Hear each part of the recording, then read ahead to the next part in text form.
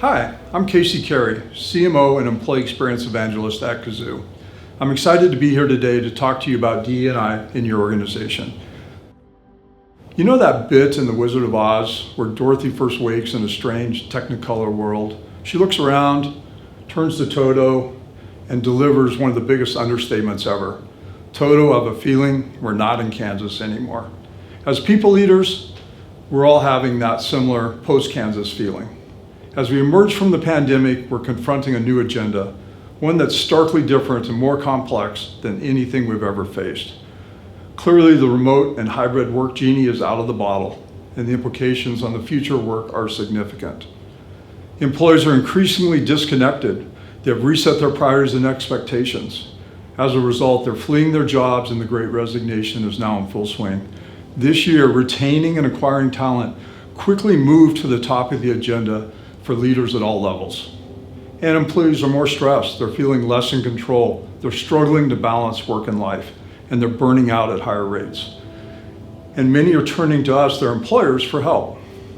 Unfortunately, all this sits on top of the shifting sands of COVID, from vaccine mandates to anti-mask mandates to emerging variants, and the downstream effects on our workforces and our healthcare costs.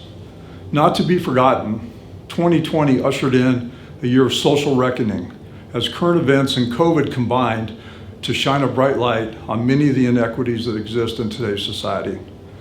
Last year, we all embraced the opportunity to advance diversity, equity, and inclusion in our workplaces and in our personal lives. Many of us acknowledged the responsibility to be part of that change. How'd you do? Where's DE&I on today's agenda? Have you delivered on those intentions you set? Some have, some haven't. That's okay. That's why we're here today. The good news is DE&I is still important. It's important to your CEOs. Over 2,000 CEOs have now taken the pledge for action in diversity and inclusion. It's important to our shareholders. Half of the S&P 100 will publicly disclose EEO data this year. That's up from 14% over last year. And it's important to our employees. 2/3 of employees say they consider diversity when looking at a new role. Our CEOs, our shareholders, and our employees, they're as committed as ever. The bad news, they're all looking to us for change. Many of us have made good progress. We're hiring a more diverse workforce. We're supporting ERGs. We're teaching managers about unconscious bias. We're doing all the things. But here's the question. Is it making a difference? Pause and think about that for a moment. Do you actually believe all the things are making a difference? Let me tell you a quick story. I was fortunate to spend 4.5 years in a leadership role in the ads platform business at Google. For me as a people leader, the experience was transformational. As a global company, Google's been super focused on DE&I for a long time. And they have a lot of smart, dedicated people working on it. It's really important to them. They thought they were doing all the right things. Google is a very data-driven company, and about 6 years ago, the data told them it wasn't working. What they discovered was that 2 to 4 years into their tenure, minority employees, specifically Black and Latinx, started questioning if they belonged. They started feeling like they weren't being treated fairly. And as a result, their performance started to decline. They became less engaged, and they moved from thriving to just getting by. And then they left. The diverse population they had worked so hard to hire were often no longer in the company after 4 years. So the takeaway, focusing on diversity, that is ensuring we have people of diverse backgrounds, experience, and perspectives, is only the beginning. We have to go much farther. What concrete steps can we take to build a better workplace? How do we ensure everyone feels like an insider? How do we provide equal opportunities and equal challenges for all of our people? And how do we do it in a way that delivers measurable change? Those are the questions I hope that I can help you answer today. The solution to a systemic problem is not wallpaper and a coat of paint. The solution is to actually fix the system. In this case, that task is much bigger than any one of us or even our teams can solve. Yes, executive buy-in and sponsorship is crucial. Yes, having HR leaders and team members focused on DE&I is important. But at the end of the day, DE&I that only lives in HR dies in HR. The most impactful, enduring change happens on the ground. It happens with our people leaders, and it happens with our employees. We have to change our organizational mindset from being D&I is an HR thing to D&I is how we do business. We have to make it part of our DNA. We have to make it part of every day. To make this impactful and enduring change we seek, we have to start with the employee experience. As we think about the employee experience through a D&I lens, there are many areas where we can focus. Each of these moments creates an emotional connection between the employees and your organization. They start during the recruiting and they continue long after departure. Today, I want to focus on 4 specific areas that our research shows have the most impact on your employees' engagement and long-term success. The first is performance. This is about having a clear understanding of the role and what is required for me to be successful. It also provides clarity on the work to be done and how that work matters to the employee, to the team, and to the overall company. Second, connection. This is about having trust-filled bonds with your managers and coworkers and identifying with the company's vision and values. This may happen organically in some companies, but in most companies, it comes as a result of intentional efforts to create that important sense of belonging. Third is appreciation. It's about knowing that both you and your work is valued by the company and being recognized and rewarded for your contributions. People who feel recognized for their effort are more likely to apply additional effort and produce higher quality work over time. And then fourth and finally, growth. By receiving regular feedback, increasing learning and development opportunities, and creating clear expectations for career advancement, employees will be more engaged and more willing to stay with the company. We can improve the overall experience by focusing on the systems, processes, and people that drive and impact these 4 pillars. So let's talk about 5 specific things you can do to move the needle on D&I by improving your employee experience. The first step is taking a look at your performance management process. Human bias is always a problem, even in the most well-meaning environments. This is especially true in the performance management process. These processes are ripe with opportunities for implicit bias, including affinity, recency, confirmation, attribution, the list goes on. And now we have to worry about proximity bias as well. We need to rethink our approach to performance management and create a process that separates facts from fiction. We need a process that goes beyond one manager's opinion to one that considers more sources of information and data. It's also important that we empower managers to have meaningful performance and coaching conversations each and every step along the way. Goal setting and management is the foundation of an effective performance management process. Goals help us to consistently establish and evaluate performance expectations and create a regular cadence of accountability. In fact, research shows that teams that regularly set goals outperform teams that don't by as much as 20 to 25%. This doesn't need to be overly complex or prescriptive. There are multiple frameworks like SMART goals and objectives and key results, or OKRs, to help you guide the process. And while not appropriate for all types of work and all types of functions, if you don't have a formal goal management process in place, this is a great place to start. Once we have a solid goal management process in place, one-on-ones become the most important component of your new performance management process. These frequent, often weekly, low-stakes, two-way conversations become the basis for creating those trust-based relationships between employees and their managers. I would recommend using a consistent framework like PERF to drive the conversation. P stands for performance, talking about the quality and quantity of the work that's been done. E stands for engagement, the behaviors within the context of the organization, its values, and its culture. R stands for results, the impact of the work towards the achievement of the company's bigger goals and ultimate business results. And then F is for future. It's a discussion on skills and competencies specific to the employee's role with a focus on development and growth. I have a few tips that make one-on-ones much more effective. 1, the time is sacred. If there's a conflict, reschedule, don't cancel. Always be present, don't just go through the motions. Co-create the agenda. This could be scary for some. The employee should own as much of the conversation as you do. Avoid using time to problem solve or get status updates on projects. Make the time about the employee. Ask them how they're doing, a very simple but powerful question. And finally, ask how you can help or if they have feedback for you. Next in the performance management process is check-ins. To be clear, check-ins are not annual performance reviews done quarterly.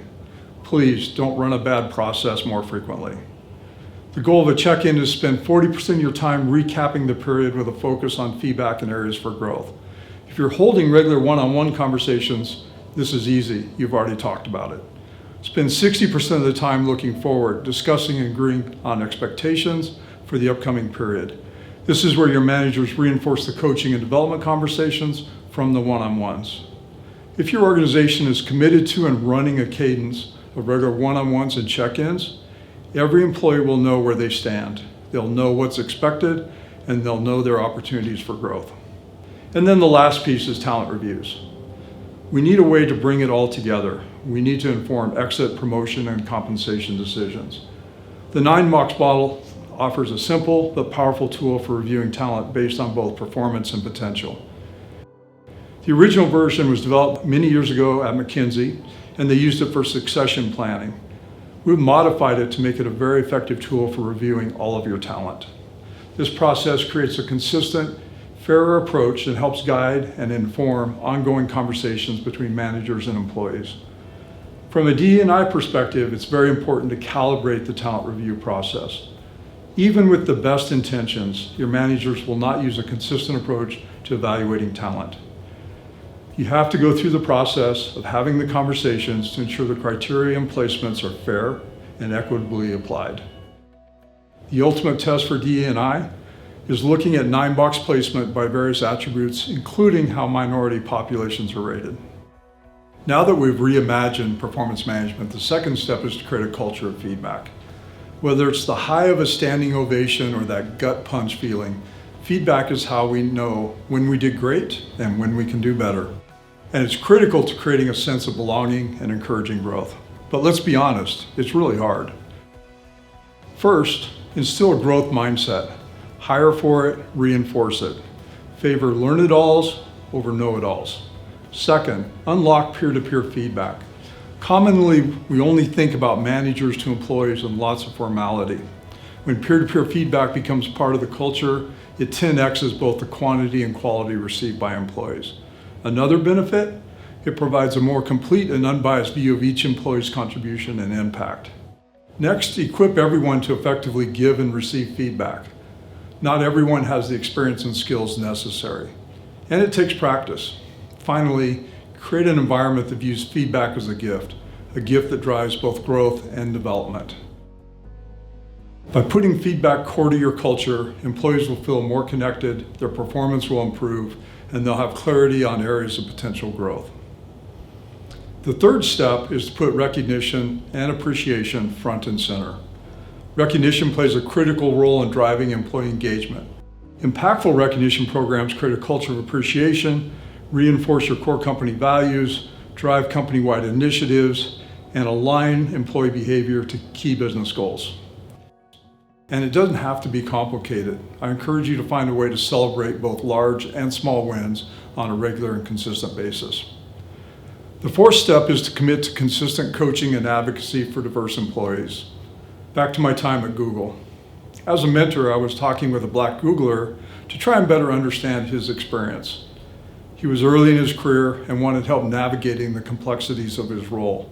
And I'll admit, my inside voice was saying, "You graduated from Stanford, you work at Google. How bad can it be?"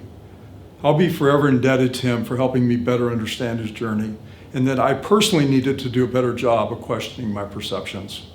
That conversation taught me two very important things. Although we all face biases and unfairness, it runs significantly deeper for some groups, and they pay a higher tax along the way. And although he was a Googler, he felt like an outsider. Google is one of the most diverse, welcoming, collaborative, and high-performing cultures there is, and he felt like an outsider. That was when I realized that we have to commit the time and resources to help rebalance the scales. This includes creating opportunities for networking and mentoring, ensuring access to the needed resources and leaders within the company, create formal programs that provide the coaching and advocacy they need to thrive. These aren't easy either. They take commitment from the people leaders and executives across the company. But when in place and consistently used, it will be a game changer for our diverse talent. There's no doubt that beyond this year, organizations will continue to devote more time and attention to advancing DE&I. Unfortunately, those same organizations will struggle to measure and communicate the impact of those efforts to a growing number of stakeholders. So the fifth and final step is to shift your focus from activities to measuring outcomes. Let's take a look at a real-life example. Many, if not most of us, include unconscious bias training in our programs. We'd naturally set a goal of, say, 95% completion of the course. And when we achieved it, we'd slap high fives. However, if we ask the question, why are we requiring this course? We'll start to better understand the impact of the activity. The answer might be, so our managers consciously change behaviors in one-on-one and group interactions. That's great, but how do we measure the impact of that change in behavior? One way would be to survey our employees and ask them a simple question. Do you feel diverse perspectives are regularly encouraged, respected, and valued in meetings and conversations? Now we're getting somewhere. If we understand the baseline to questions like this, and we monitor our progress over time, we begin to better understand what is working and what is not. And we can make adjustments along the way. Challenge yourself to strive for outcomes, not completing activities. And if you have goals around DE&I efforts, you now have measurable results in which you can track and report on your progress. Today I've shared 5 concrete steps you can take to build a better workplace for your diverse employees. First, rethink your approach to performance management. Second, create a culture of feedback. Third, put recognition front and center. Fourth, commit to a consistent coaching and advocacy for your underrepresented groups. And finally, measure the impact of your efforts.